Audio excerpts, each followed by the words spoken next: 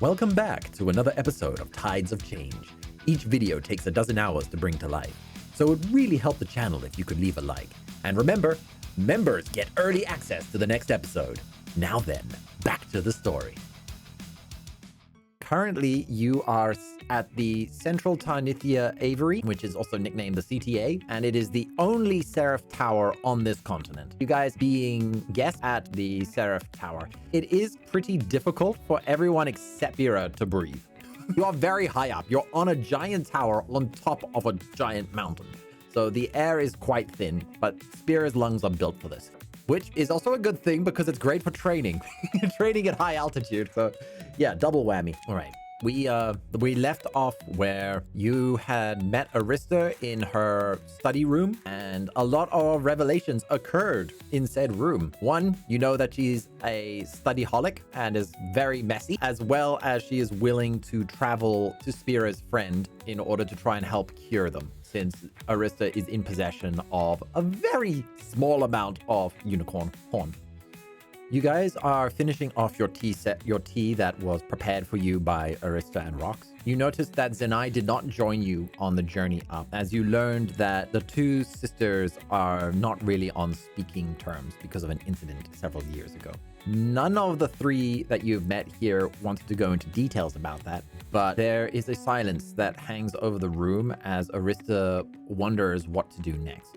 Well, okay, before I can go, Spira, to see your friend, I will also need to know where they are, because the world is a big place and it's pretty easy to get lost, even with everything I've learned. You are from the Golden Striders, you said, so that would mean that you were going to be traveling by the, what was it called again? The Thunder something mountain. Yes, the Thunder Vale Mountains. Thunder Vale. Oh, yes. Okay, yeah, by the Northeast Vedantia Academy. Yes, okay, she goes back into our pile of books and she pulls out a map and she asks you to point where your friends currently are. So you see this mountain over here, and Spira points to the map really, really close to the forest. They are here on the mountain side looking over the forest. Oh, so okay, by Thunder Vale Mountains. Okay, I see. Arista wonders as she thinks, well, it is a long journey and I can't just go straight away. Rox, would you come with me? Would you help me? And he's like, you already know the answer to that. I'm not going to be leaving your side anytime soon. And she's like, yay, okay. So Rox and I will travel together. And is there anything we can do to convince your friends that you sent us? I'm not really sure if you need to convince them. I'm just worried, you know, if two people show up out of nowhere and just say, hey, we can fix you. It's, you know, it's, where I might get the door slammed in my face, and I don't want that. Yeah, I understand that. They are, especially Viden, can be a bit protective, but just say that I sent you, and I can write you a note or something like that, and maybe have one of my feathers. I think that would be good. Oh, okay, that would work. Maybe you could tell me who your leader's name is, and I can also confirm with them. I mean, confirm with your friends, since I would know who your leaders are, so I know both you and your leader. Oh yeah, that is Horatia. That is our third leader. And Marcus is the retired leader. Okay, Horatius and Marcus. Okay, she's scribbling down in her notebook. And Viden is the one who needs help, and Britta is gonna be close by him and helping him. Okay. I oh man, it's such a long journey. I can't take all my books. She starts already thinking about what she's got to pack for this. She's like, okay, hold up. Slaps her face a little bit. Nyx and Sylaris, I don't think I haven't forgotten about you, or you, Hyacinth. I see you over there drinking your tea still. While I prepare for this journey, because it'll take a while for me to prepare. You said my sister brought you guys here, right? And yes. Okay, hold on. She thinks for a moment. I don't. Fine. Rox? Yes. I think it's time I finally talk to Zenai again. I agree. I think it's been 4 years. 4 years is not an insignificant time, even for a seraph. It's like, yeah, I know. It's just, okay, let's go down. Let's, wait. As she grabs a nearby book and she's like, okay, just the basics. As she pulls out one of her own handwritten books. She's like, I'll take this down with us. Okay, let's go. She starts marching out the room as Rox just casually follows behind her, matching her speed with his normal walk. She's like, so just a few rules while you're here at the CTA. You are not allowed to enter somebody's research room without permission. So yeah, knock on doors if you're unsure. Usually someone will be in there. You're also not allowed on the upper levels. That's where we keep our clutch of eggs. They are stored up there because it can take decades, maybe even a century for a seraph egg to hatch.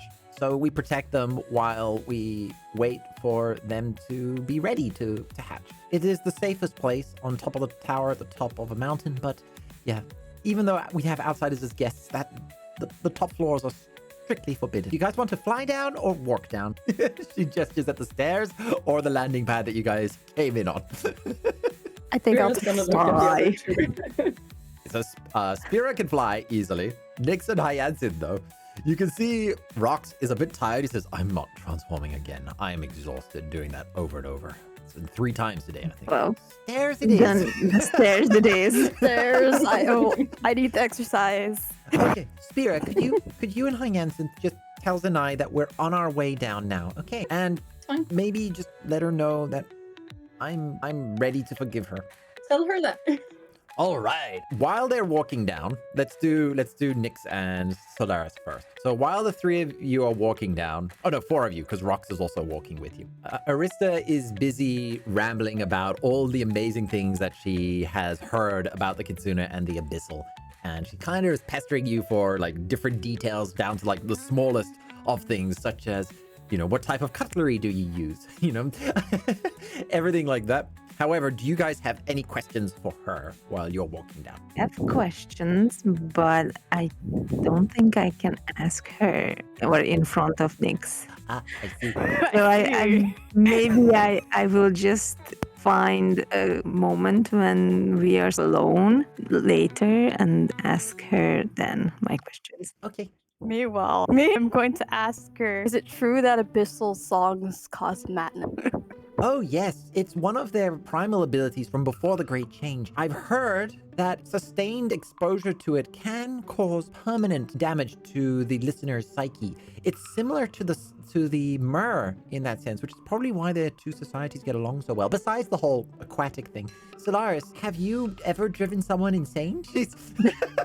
She's got a notepad ready. I look over curiously. Not with my special ability, no, I don't think so. And does that mean that the abyssal are immune to their own song? So other abyssal, if you guys were to sing in a choir per se, wouldn't you guys drive each other insane? No. Well, in that case, yeah, I'm going to request that you don't sing while we're here, unless you can control it. I'm not entirely sure. Like I said, I've never actually met an abyssal before. You're the first. I never even used my ability yet. So yeah, I won't try now. I wonder if maybe your leadership has a restriction on the use of the ability in order to... As she's scribbling, scribbling notes. Right, Nyx. Looking over at her and going, I see. Nyx, do you have any questions? That is it for now. All right. So while the 4 of you are taking the stairs down from the 60th level, at least it's down, not up. Yeah. Spira, you and Hyacinth land back down there, and you can see Zenai she's setting up several obstacle courses as well as what looks like courts for fighting rings. He's being proactive. He spots you guys immediately, and she's like, oh, you're back so soon. That was pretty quick. How'd it go? It went well, I would say. So we met with Arista, and they are all coming back down. They are walking though, which is why we came here a bit in advance. She's actually coming down. Yeah, Arista is coming down and she is gonna meet you. She told me to tell you that she is forgiving you. Her jaw drops. She gives an expression that she doesn't usually do. So that's great news, actually. That makes life so much easier. I was, it was going to end up being passing the notes between poor Rox and her and I. So that makes life a lot easier, I guess. Well then, that Hyacinth is having a bit of a nap right now. All that tea has made her a bit tired. After several minutes, after about 15 minutes, you get down the flight of stairs, and Zenai is waiting at the base of the stairs. Arista awkwardly is hiding behind Rox, and Rox looks at Zenai without blinking or moving and just says to her and being like, take it easy, okay? And he steps aside, and you see Arista is like already got her head ducked down a little bit, and she's like, hey sis, hey. And Zenai's just like, well, It's good to see you are in good health. Yeah, Rox has been taking care of me. You know how I stay up researching. Yeah, he makes sure that I get proper sleep. Zenai looks at Rox, doesn't say anything, but nods a little bit. And is just like, well then, I know that this is difficult for the two of us. It's been many years since we last spoke, and we have guests here, so maybe we can talk more about everything in private later. Yeah, that would be good. That would be good. So sis, what's the plan here? What do you have in mind for these four? Well, it involves the devils. Yeah, I figured. They're creating demons more than ever now. Really? But it takes so much effort just to instill one of them. I know, and that's the problem. They're using it as a behavioral conditioning for me. Whenever I get close to them, they're releasing a demon somewhere as a form of punishment. And to be honest, I'm actually kind of stuck because I can't just ignore the demons and let the devils go free. So I'm hoping that these four who have agreed to partake in this journey, we're hoping to them to be the surprise element that the devils won't be expecting. Oh, in that case, I'm sorry to say it, but in their current condition, they're gonna die. She's kind of blunt. She's kind of blunt like that. Yes, but that's why I brought them here. Also, could you explain what the heck happened? I was planning on porting us straight to the top of the tower. Sis, you know that's off limits. Yeah, I know it's off limits, but I'm me. I can go where I want, and I can bring who I want where I want. She's like, and this is why the council always gives you such trouble. It's like, yeah, I was on the council. Arista stops right there and says, we agreed to talk about that later. Right. Okay, so yeah, what was that blocked us? She says, well, that was a protective glyph.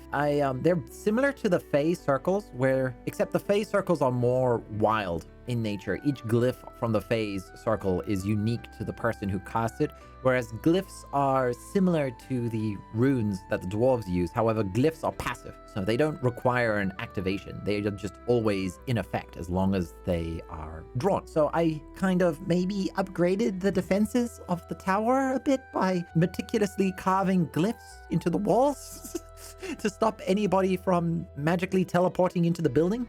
Ah, I see. And I guess you couldn't warn me because, well, yes, we weren't exactly on speaking terms for the past few years. Exactly. I'm glad you understand so quickly.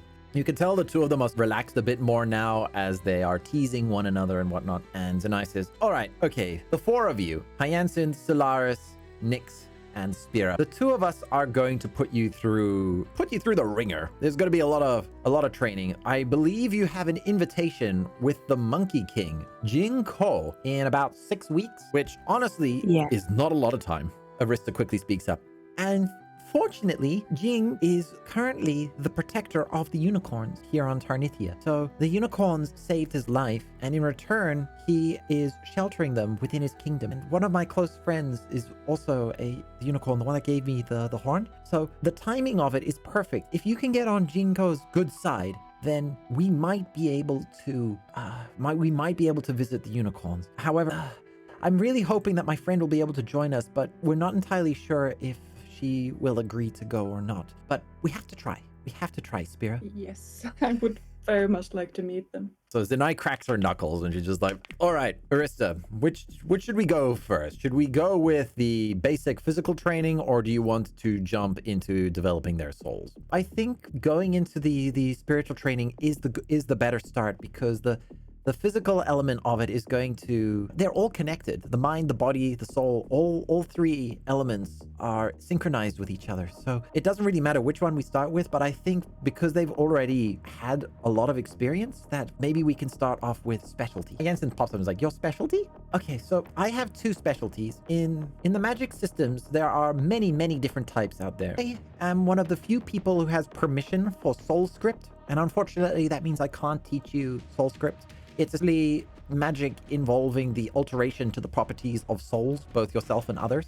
It's a category of forbidden magic, along with Necros, spirit death. I don't have permission for Necros magic, obviously, but yes, I have permission for soul script. However, I also have another specialty, and it's a technique that I was developed. It's known as aura. We are going to be learning how to create the physical application of your spirit that are always around your body. The advantage of this is that it means as long as you have spirits around your body, you will be able to mitigate physical effects that will take upon your bodies, which, and Zenai picks up, which in layman's terms means that you can stop an arrow without having to do anything. Sylaris, Oh, try and stab me. Wow. are you sure? Yep. She opens up both arms straight wide. She says, I'm telling you now, you won't be able to even scratch me. All right. Come on, give me a roll with everything you got. Should I add my dexterity Yes. and strength Yep, modifier? and your martial skill. You're going all in on this. Oh, and 1 strength, 3 dexterity, so it's 9. Yep, plus 9 to your roll. I can't believe it. The sword. You drive the sword at her belly with all your strength, and it's almost as if it stops mid-air, as if there is an invisible wall right in front of you. And all of a sudden, you feel a force pushing your sword to the side as it swings to her left, your right. Arista says, that's aura magic. Zenai was using the spirits that are around her body to create a physicalized barrier that's invisible to the eye, but will be able to stop physical attacks. What this means is that if the 4 of you can master this, your durability in combat will skyrocket. Attacks that would wound or otherwise be lethal can be survivable if you master this technique. Even I can master this technique because I'm not a mage or I'm really not good with magic. Zenai laughs a little bit and she says, do you want to know a secret why the seraphs and the devils are considered so powerful, as she sarcastically states that? Yeah. It's because we both have ambition. You know that spirits are the thoughts and feelings that emanate off of one's soul. When you have a goal, a drive, a desire, a wish, and a want, your spirits try to guide you towards those outcomes. What that means is that anybody can use magic, but it's those who have a strong desire that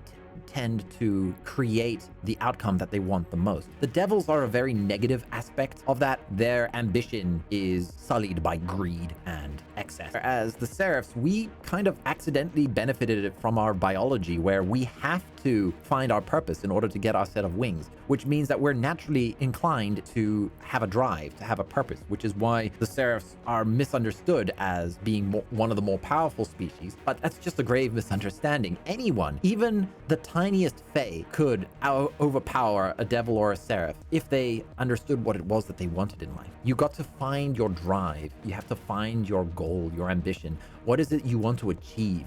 Once you can figure out who you are and what you want, then the only thing that can stop you in this world is yourself. Spira kind of nods very thoughtfully. Arista says, that is true. However, it also requires physical training in order to sustain the spirits. It's not as if you can just wish to be a god and then become a god. Zenai looks at her and says, some have tried. She's like, yes, I've heard the stories. Yeah. Chasing godhood doesn't end well. Arista wants to start you guys off with aura training, probably because she's worried you guys will get injured if you get into physical training with Zenai early on. All right. We have 6 weeks to get your characters ready for the birthday celebrations of Ginkgo. Rox had disappeared during all this conversation, and he's come back with a table as well as food and drink for everybody because he's aware that this is going to take a while. So you guys will be staying in the tower, but in the guest rooms closer to the lower levels, so you don't have to walk up and down 60 flights of stairs. Thanks, God. All right. Okay.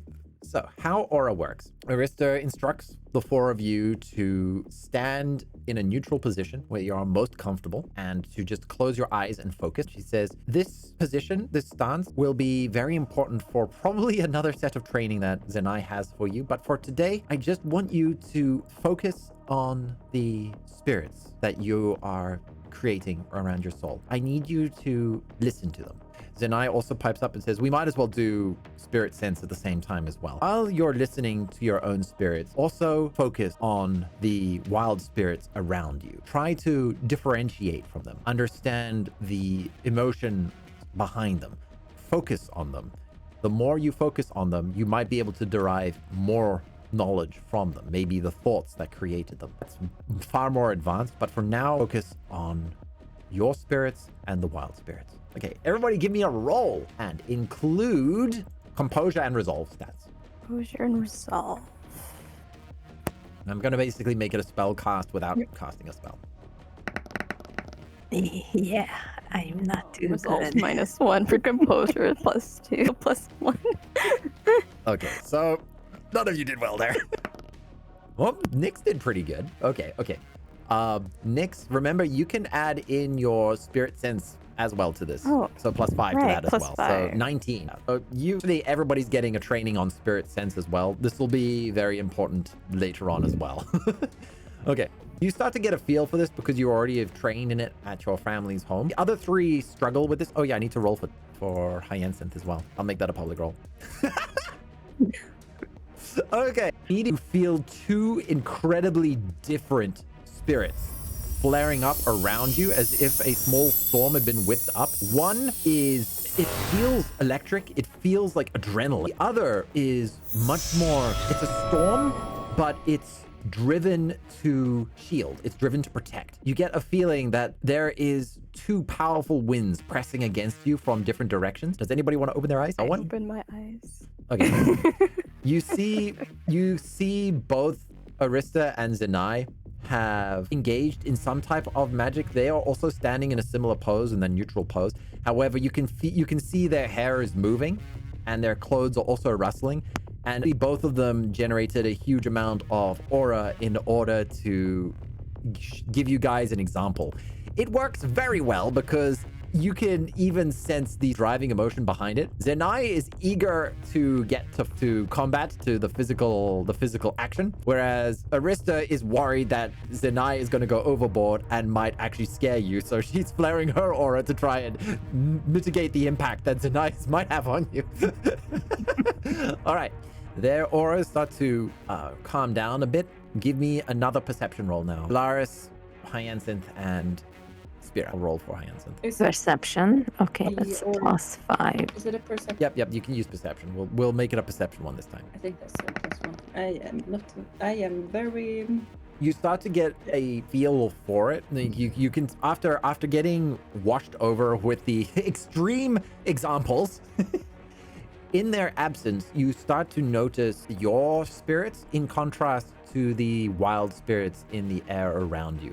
They are far more calm, it's far more subtle, but it seems as if Zenai and Arista actions has created a contrast which allows you to focus more on the wild spirits as well as your own.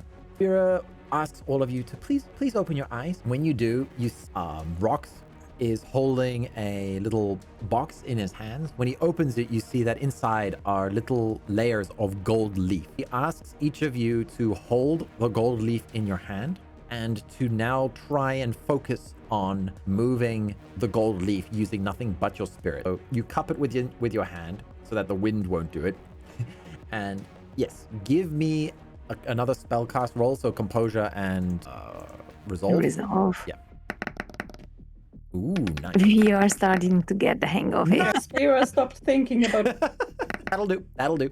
Okay, all 4 of you almost immediately get the hang of moving the gold leaf. In fact, Aris, Spira, and Hyacinth are even able to control the gold leaf as it twirls around your bodies.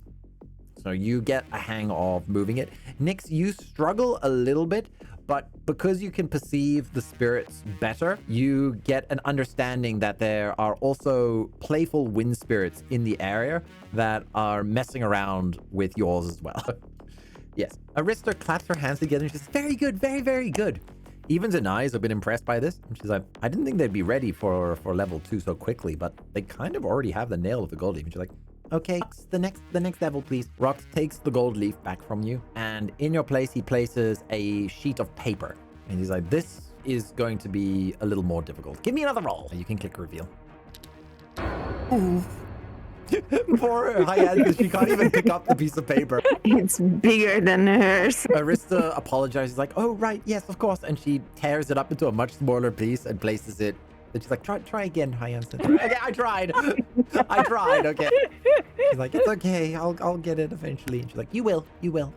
All right, you know, guys all notice that it's much harder to move the paper. And Arista says, okay, that'll be all for now with regards to the aura training. I want you guys to do this every morning and evening. So when you wake up, I want you to do your aura training.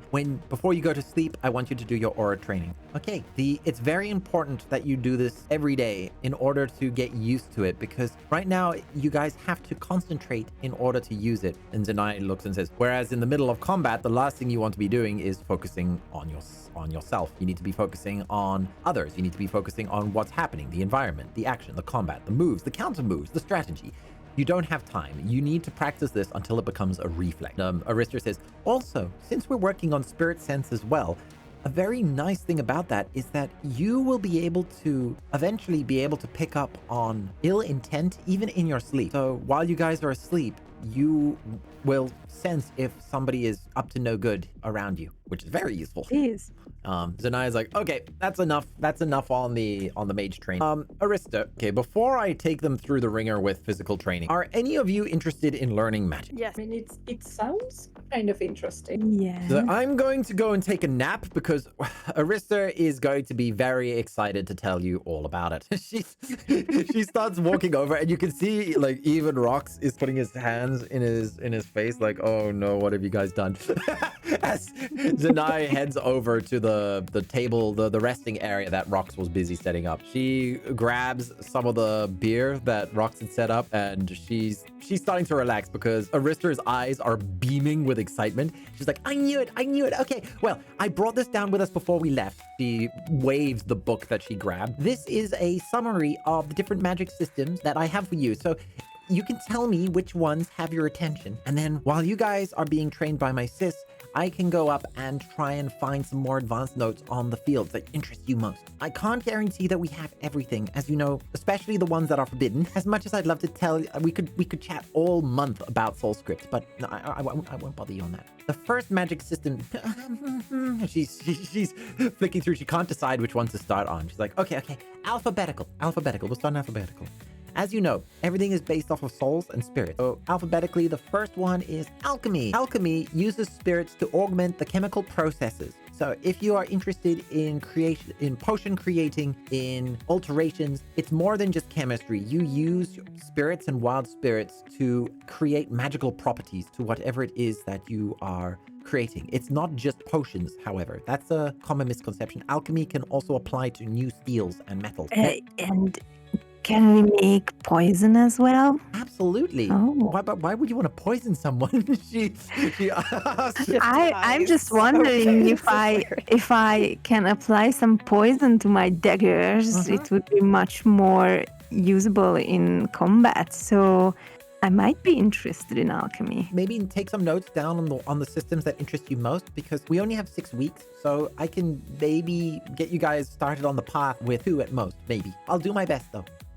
After alchemy, we have astral projection, which is sending your spirits out to gather information. And when they return to you, they provide you with whatever information they learned. So you can do this in your sleep as well, in which case you would be getting information in real time. However, if you want to use projection while you're conscious, you will have to wait for your spirits to return to you with information. Then we have aura. We're already starting that one. We have casting. Casting is very broad. We definitely don't have time to learn it, but I'm sure you've heard stories of witches and wizards where they will use a wand or they'll create magic circles to cast spells and such. That's a casting in a nutshell.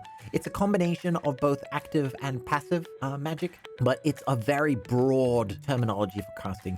There are many, many different casting systems in the world, but yeah, that's another one. We have here Dreamcraft. Dreamcraft is the use of spirits to create hallucinations and illusions, so both physicalized and in the minds of others. So similar to your primal ability, Sylaris. After Dreamcraft, we have Echo. Ooh, Echoes is considered a very dangerous but a very difficult type of magic. It uses residual magic. It uses spirits that are in the area that were remained after spell casting in order to repeat and alter whatever was cast in that area. It's a very specialized type of magic, very difficult, I've heard. However, it's an incredibly potent magic to know when you going up against other magic users, as you can reflect their own casting at almost the exact same time. That one might be tricky, but I can ask some of the other seraphs upstairs when we get a chance. So after echoes, we have etching. She looks at Zenai and she's like, I'm sure you've seen what etching does. Zenai just waves as she pulls down her sleeve and you can see the tattoos and scarification. She's like, Oh, so that's what that is. yeah, etching is a type of runic and glyph combination. However, it's on living beings. So it's a different class of magic because runes and glyphs use wild spirits, whereas etching tends to use one's own inner spirit. Yeah, there is another element to it, but yeah, that's etching. It's using your own body as a medium. Okay, then we have foresight. This is actually one of the specialities of the humans. Foresight is communicating with wild spirits in order to gain greater understanding.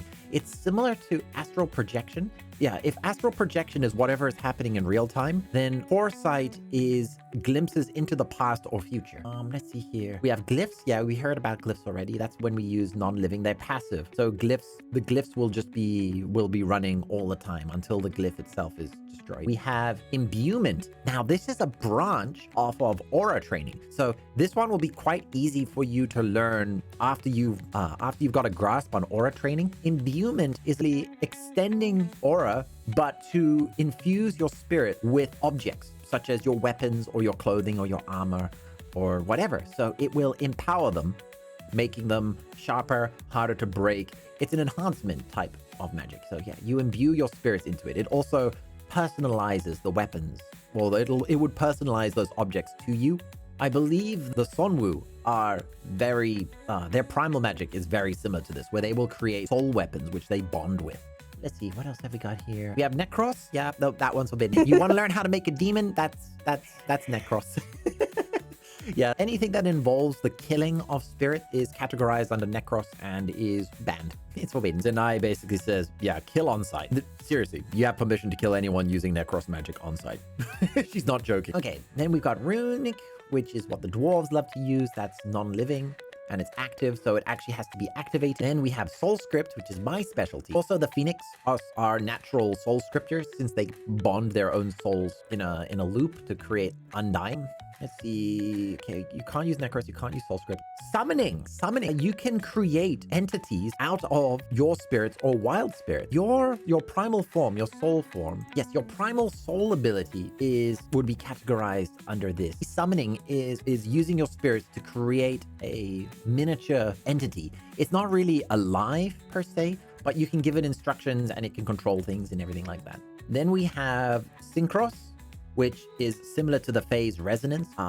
Not as easy to create. It's a resonance between people or groups of people with a shared belief. The orcs that Zenai, my sister, befriended, is accepted. I was accepted as a fellow orc. She laughs a little bit and she's like, yep, I am officially the prettiest orc around. She flexes her muscles. Yes. So yeah, the Synchros, the Orc are the most potent users of Synchros magic. They combine it with etching, where their shared belief creates a resonance. And she's like, and that's kind of the secret behind my power is the Orcs believe in these carvings, and because all of them believe in that carvings, they're resonating with me and empowering me. As long as I remind the tribes of my existence every few decades, because they tend to forget, as long as I remind them of my existence, then these etchings will continue to function indefinitely. So yeah, that's the secret behind Zenai's power here, is that, yeah, the orcs, they have treated her as an honorary orc, as part of the family, and therefore gets the buff that all orcs give each other. So orcs tend to empower themselves just by living together, which makes their numbers a bit of a problem for other species. If orcs get too numerous, it can get pretty dangerous pretty quickly. All right. However, in current times, Zenai is keeping the orcs in check. So the orcs are not raiding as much as they used to. However, yeah, Zenai is making sure that the orcs are behaving, which is why she reminds them of her existence every now and then. Okay, then we've got Talisman. Talisman magic is sealing magic. So you would use it to entrap or seal or lock away or hide. So you could use talismans for stealth as well. And then lastly, we have wildling magic, which is very random. I'm sure you've heard of the Quay or the Key. Some pronunciation is different depending on who you're talking to. Their imbuement of weapons with their scoots, with their form, that's a type of wildling magic where they're imbuing their emotions into objects, which makes those objects respond in. You can kind of get a feel for how they're going to respond, but you never know exactly what's going to happen when you use wildling magic. So those are all the basic magic systems that Arista currently knows of. So we can choose 2 of these. Yes. I think I know which 2 of them I will choose. One of them is the imbuement. Okay. And the other one is alchemy. Spira and Nyx, what would you? That is a very good question. Probably imbuement, and the casting is very broad. Yeah, the hand signs that the Kitsune use for their tail abilities is a type of casting category. You know, you have to use a hand symbol, whereas perfect. Yeah, whereas other casting systems would involve the creation of magic circles or the use of wands or chanting, for example. The casting is a very broad range and requires a lot of study in whichever particular field it is. That does mean that there is a casting system that would use hand signs. If you want to, I would say I would give you a bonus to learning that kind of system because you are already being raised on how to do that before. Yes, especially my parents. In fact, I would say that there already exists a type of casting magic in the Celestial Den that would use hand signs beyond just the tail system. So we'll roll with that. Perfect. So we have 2 imbuement, 1 alchemy, 1 casting. Spira, what interests you? I am slightly stuck in 3 right now. I'm thinking about alchemy because of potions, so more of the healing properties and less of the poisoning properties. I mean, yin and yang, it works. Sometimes you have to use the poison in order to save the patient. It's like we are in the opposite side of a spectrum. Fully intend to harm anyone with my fully poison. intend to protect everyone. We got a healer and a poisoner here. So is that you two can learn from each other, like, Yes. and experiment together. So I would factor that in on your journey because, as I said, with skills, the more you use skills, or if you can find a master, or if you experiment and learn, those are the ways that you will level up your skills. So having 2 people studying alchemy together would give each other a buff on how fast they can learn. Plus, Sylaris poisons the team Spira and I attempt to heal them. plus, if Spira messes up a potion, we can still use it as a poison. So don't worry about double dipping on the party. Again, less game, more story. And it has something for you to bond over. Yeah, so I'm kind of thinking about that. That fits with Spira's story a whole lot. I'm also thinking about either summoning or echoes. Ooh, I see. That's a nice one. So Arista says, okay, with Echo, sometimes if you use it recklessly, you might not know what it is that you're about to cast. That is what I have here in my notes, is that reckless use of echoes, sometimes you bring back something that shouldn't be brought back. Please don't use echoes near a demon. Oh no. That said, having a party member go through demonification would be kind of terrifying. Yeah. Yeah. No. I'm not saying that just to dissuade you. It is a very useful type of magic. It's actually a type of counter magic. Yeah. Because you can use it to negate, especially if somebody like shoots lightning at you, you can shoot lightning to negate it. Echoes is cool. Summoning is also a branch of like your Arista tugs your sleeve and it's just like, well, about the summoning, have you ever tried making your soul smaller? Not really. I've always wanted to. I've been chatting to my friend Elorena. Elorena is my friend. We have been doing some experiments with the primal soul, and what we noticed is that most centaurs tend to just allow the ability to go to its absolute maximum, which is incredibly exhausting. I'm sure you've experienced this at least before when you've attempted it. It's very tiring, isn't it? Yeah, it kind of is. But as long as I've cast it, I don't really have to exert myself after that. But the casting is exhausting. Here's where we've been experimenting. So Elorena and I, what we noticed is that you can actually make the primal soul smaller. So you split your soul between your body, because I specialize in soul scripts. So I was able to study what happens during this process. And it means that there's always a tiny piece of soul that remains in your main body, whereas the rest of your soul physicalizes into your primal form. What we've been able to do through our testing and experimentation is find a way to shrink it down so that you can summon the Iclyn pony. However, the distribution of the ratio of your soul between the two is far more balanced, and so you feel far less exertion on your body. We have this is still a bit experimental, but we've been able to successfully split the summoning into two smaller pieces, which means that if you want, we could maybe allow you to summon multiple primal forms of your soul, which would almost categorize you as a vampire, but in the opposite direction. The vampires turn their souls, they physically split their bodies, each containing a piece of their soul, whereas this is physicalizing the soul into multiple different pieces. So it's similar but different. What that means, and Zenai interrupts and she says, what that means is that you would be able to project aura from all of your souls. So you could create mobile shields. For the team. Nice. But wouldn't it mean that the smaller summon is weaker?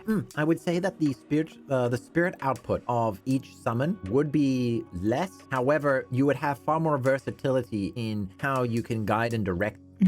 See, what it means is that you could create, say, 5 miniature primal centaur, and each one could provide additional defenses to each member of the party. That is an option. Sounds really interesting. I think I might focus on that a bit. Okay, I will do some digging into the echoes though. Okay, it's not my specialty. As I said, I do know of a seraph upstairs who knows more about echo magic. So I will I'll have to chat with him for a bit. But yeah, maybe he'll meet you someday and can help share what he knows. Yeah, that sounds really interesting. Right. So then we have 2 alchemy, 2 imbuement, 1 summon. Oh, and casting. Casting. And I'll have to chat with Tella to find out what Hyacinth wants, because she's daydreaming at the moment throughout all this conversation. She's being distracted by the fire on the table. Yeah, you guys have some food, some lunch. Arista has already flown up to the 60th level to start digging in her books to get stuff on the magic systems that you guys are interested in. And yeah, Zenai, she cracks her knuckles and she's like, the 4 of you come here, and she says, okay, I'm going to put blindfolds on each of you, and you're going to use your spirit sense, the abilities that we were testing before and I want you guys to slowly try to swing fisticuffs at each other while focusing on the spirits emanating from each of you. So I'll put you into pairs. Let's make this fun. She smiles. She says, let's put the abyssal and the Kitsune together. I want the two of you to swing fisticuffs at each other. All right. If this is just for training after all. While at the same time also focusing on your aura so that you can try and mitigate any actual hits that come by. But the main focus should be on sensing and avoiding attack rolls. So give me strength and dex rolls. She put blindfolds on each of you. Oh my Lord. God. Okay. And now give me a spirit sense. So we'll just use the casting roll. So resolve and composure. Oh no. And then we'll be comparing it against the roll of the other. So Nyx's attack versus your sense. No. Almost 1 point. Oh. I hope you're all right. So the two of you take a swing at each other. Sylaris, you can sense the intent coming from Nyx's fist. However, it's not in time, and it connects with the side of your shoulder. You also get a general feel. Oh yeah, Nyx, you're supposed to add +5 to that because of your spirit sense. Sorry. Right. That's +5. So 13. Okay, that's better. That's better. You also sense it. However, the moment you realize where it's coming from, there's no dodging that, and you get punched on the side of your cheekbone. So it's not like you got a right hook, but it grazed the side of your cheek. Fortunately, because you guys are also doing the aura training at the moment, neither of you were injured or felt pain, especially because you were doing slow swings. You weren't going all out. All right, Spira and Hyacinth. This one's going to be a bit tricky. So what Zenai is going to do is Zenai is going to very gently swing a punch at the two of you. and you must do the same, sense and also attack. So let's start off with the attack. That was regular.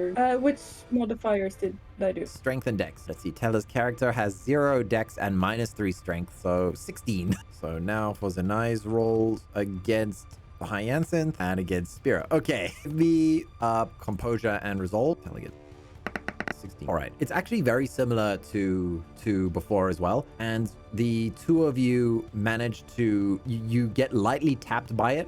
However, neither of your solid wall, but it felt weird because the vibration went up your arm, but you felt no pain.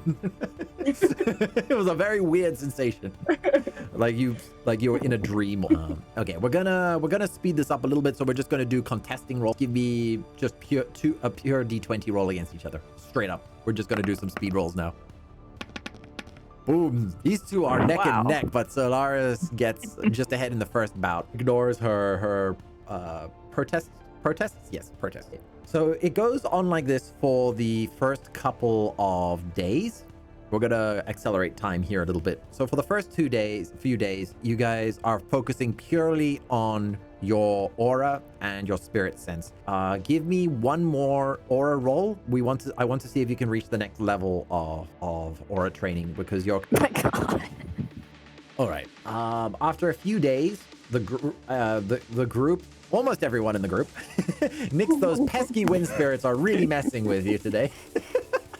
They know a Kitsune is not supposed to be here.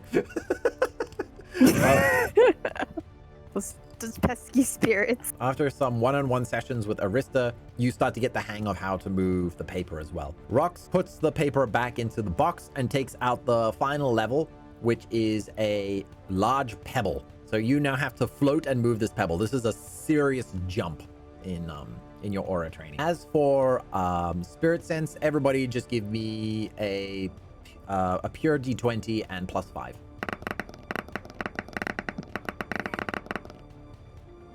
Right, yep. So everybody now they've developed their spirit sense, so everybody gets a new skill. If you already have spirit sense, such as Nix, it'll go up to the next level. Oh, we did it at the same time. Oh, that's funny. So your spirit sense key is now at +10. Wow. Yes, I just moved it. Oh. That is nice. I mean, the Kitsune also have pretty good base perception with your sense of smell and hearing. Yeah, basically nobody be sneaking up on you. Alrighty then. So after the first week, we still have 5 weeks to go. Don't worry, I'm not gonna make this entire session just the 6 weeks. Although at the rate we're going, maybe it will be. Okay, so after 1 week, you've gotten the hang of spirit sense, as well as you're progressing well on the aura training.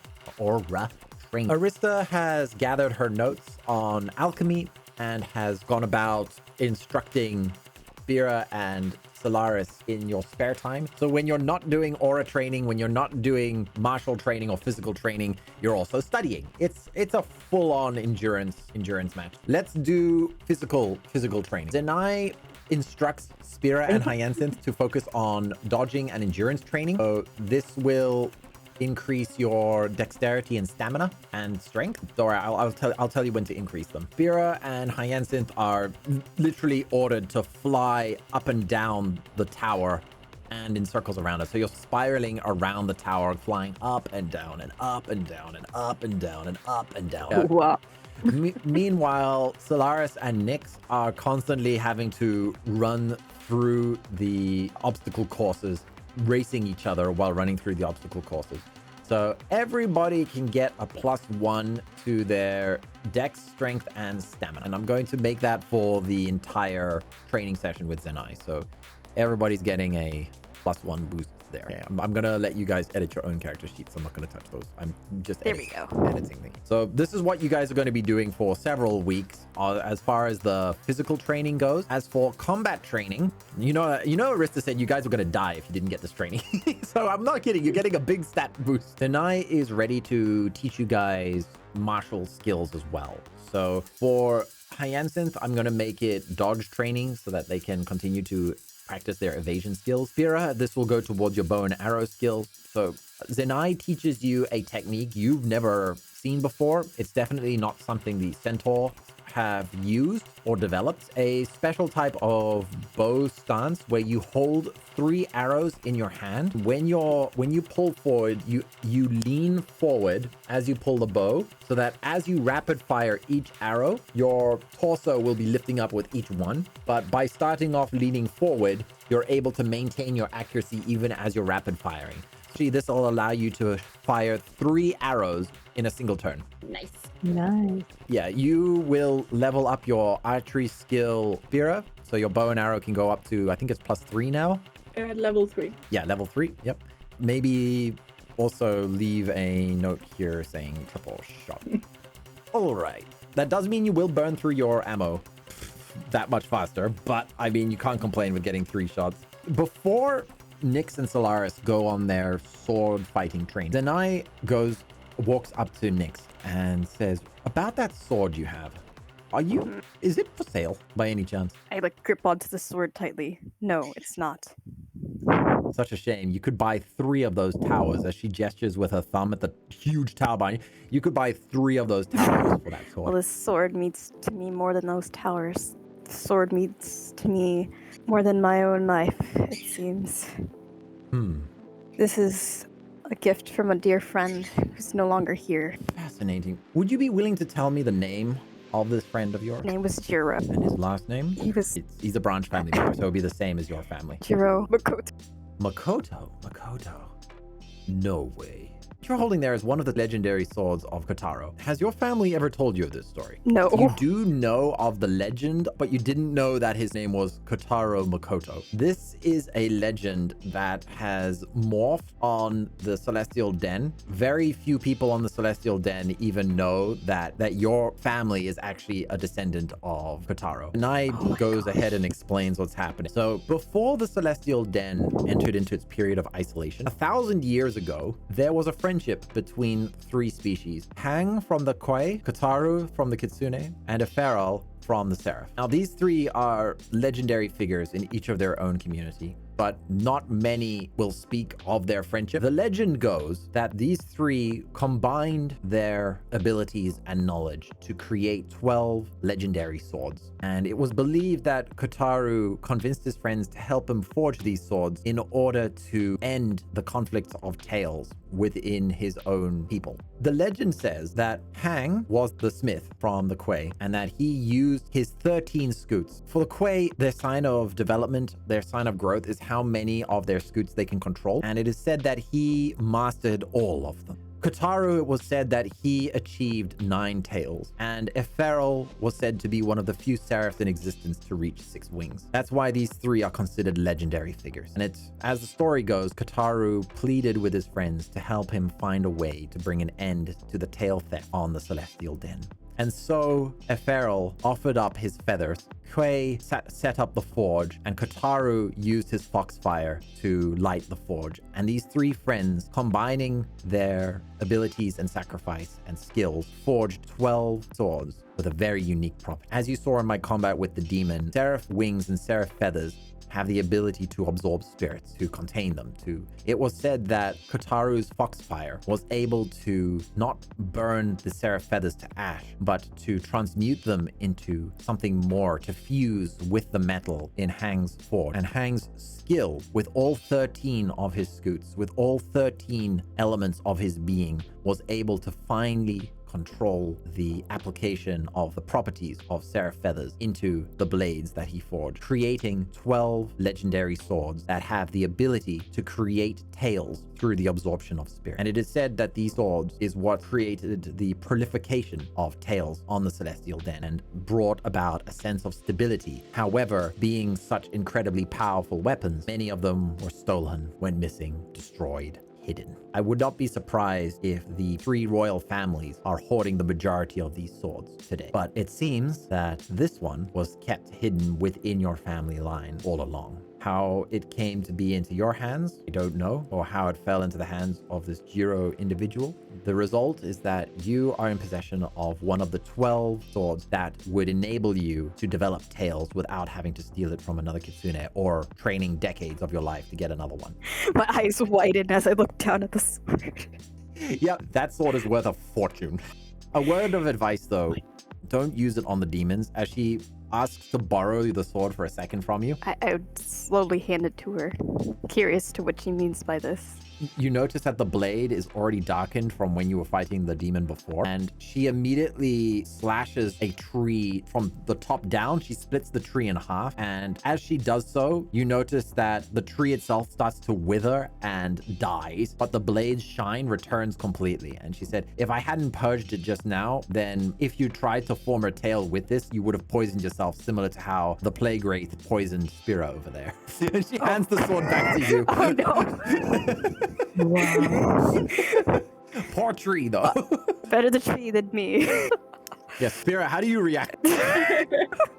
Spira was listening very intently, and then on the last remark, she got a bit, not annoyed, but slightly peeved, just looked away. Arista bounces over and is like, Sylaris, quickly, help me harvest this. We could use it for alchemy. Necros-infused wood powder would make incredible poison. I'm running there. Just sprinting. Even though Necros magic is forbidden, this was just a natural byproduct. Teamwork, indirectly. Exactly. Yes, you have a tool to develop tails without having to go back to the Celestial Den. I was wondering that. As you're fighting other creatures and enemies, I will be factoring in how many spirits that sword is drawing in, and after a certain duration, I will allow you to create a new tail. Ooh. Nyx will be living their dream soon. I'm kind of side-eyeing Nyx with envious look.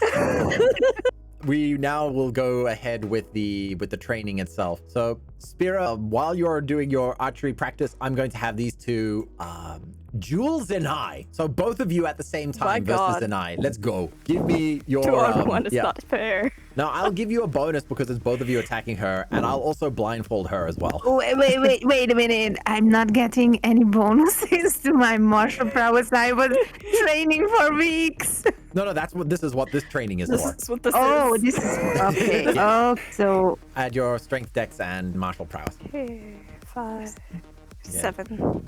watch me still not. Oh, okay. Yep, nope, she effortlessly swats away both of your swords. However, Of course. she starts giving you guys pointers on your technique as you're trying to swing at them. Mhm. She notices that you're holding...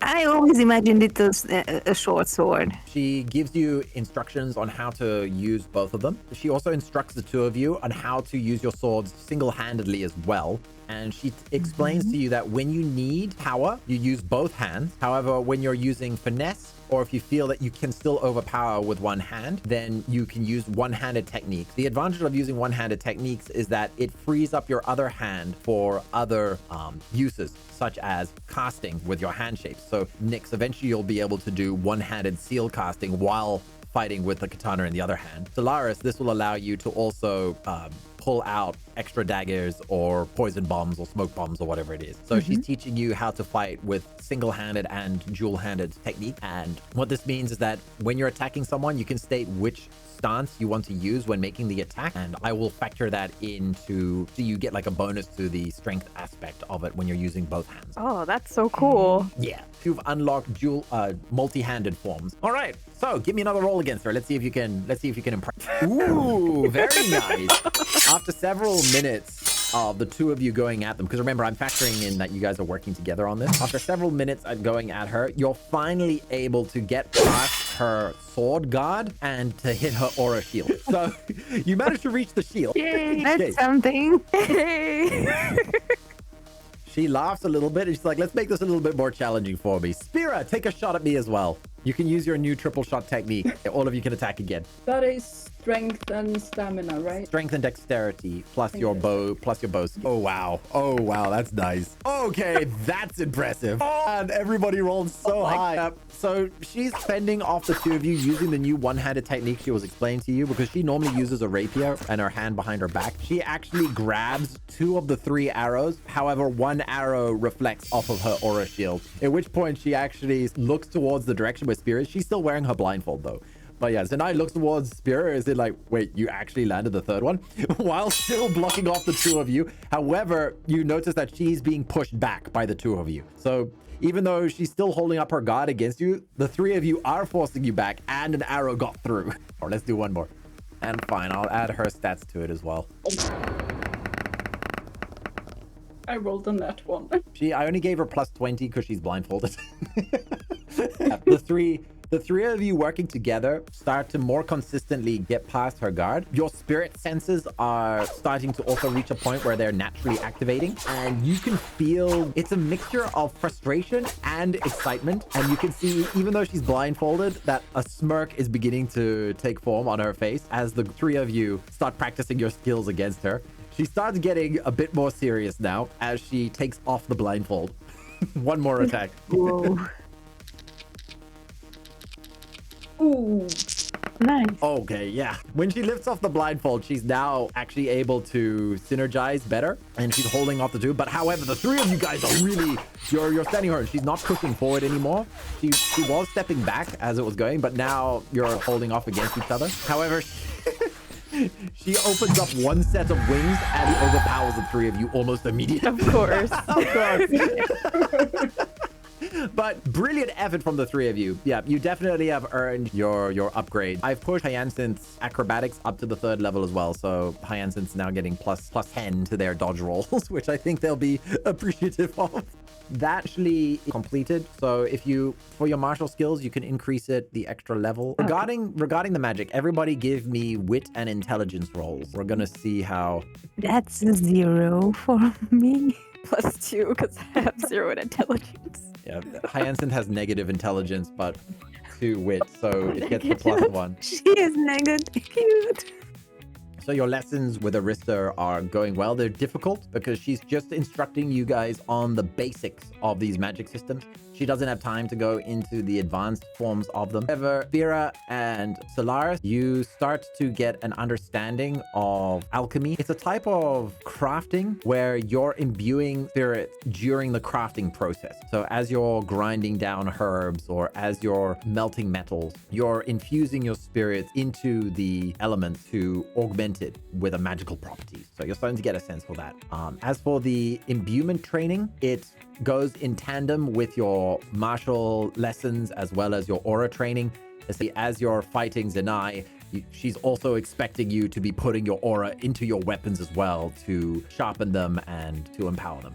So you guys are doing double training as well. Spira, you spend time with Arista practicing the summoning magic system, and she teaches you the techniques that she has been working with Elorena, and you successfully split your soul into multiple fragments. At first, it's the full-sized ones, so each primal soul that you summoned is about half the size of the first one you ever summoned. It feels really weird because it's almost as if you've plucked out one eyeball and have started looking at yourself, because you can feel your soul in 3 different places. It's very weird. It's a very strange sensation where, especially the further apart they go, when you feel the aura coming off of the combat between Zenai, Nyx, and Sylaris, the aura, the spirits hit your summons at different times because they're standing at different places, and it creates this weird tremble because it's going to take a while for you to get used to that, but it actually means that each one of these summons can be used to amplify your spirit sense as well. So they are not only mobile shields, but they can also be multiple detection systems as well, which is really cool. With more practice, you'll eventually be able to split it into more pieces. So let's see, what was the last one? Oh yes, casting. Yeah, you and Arista head into the tower, and she takes you to a seraph specialist who has dedicated themselves to studying the celestial den. He has always wanted to go, but he still hasn't got a permit. He's been waiting 30 years for a permit. Oh my god. I hate to say it, but he's the weeb seraph. Oh no. We're gonna call him. Too scared to give him a permit. We're going to call him Marcule. He's absolutely honored to teach you the casting magic of the Celestial Den. He jokes a bit about how he never thought that he'd be teaching this to a Kitsune himself. Everything he's learned has been from texts that have been smuggled off of the island itself. He's not the best teacher in the world. Manga. Yeah, he's imported their manga. And as much as he's supposed to be teaching you, most of the time you spend with Marcule is you're answering his question. However, you do start to get a grasp on the different hand shapes, both dual-handed and single-handed shapes. As for the alchemy side of things, you guys will have more uses. It's not just making potions and such. There'll be more uses to it. This has taken about a month at this point. There are 2 weeks left. Hyacinth has disappeared. She's been doing the training, the physical training and the aura training. But as for the magic training with Arista, the three of you are not sure what she's up to, but we will find out next week. Stealing something. Oh my god, if she comes back with necros, she's back into the forbidden section. Just more moth of death. She would need to have a skull pattern on her wings after that. Yeah. I think that's where we're going to call it. Wrap up the training arc at the beginning of next week, and then we will head off to go and visit the Monkey King, Jinko. Yay. The next episode should be right here. Thanks for watching.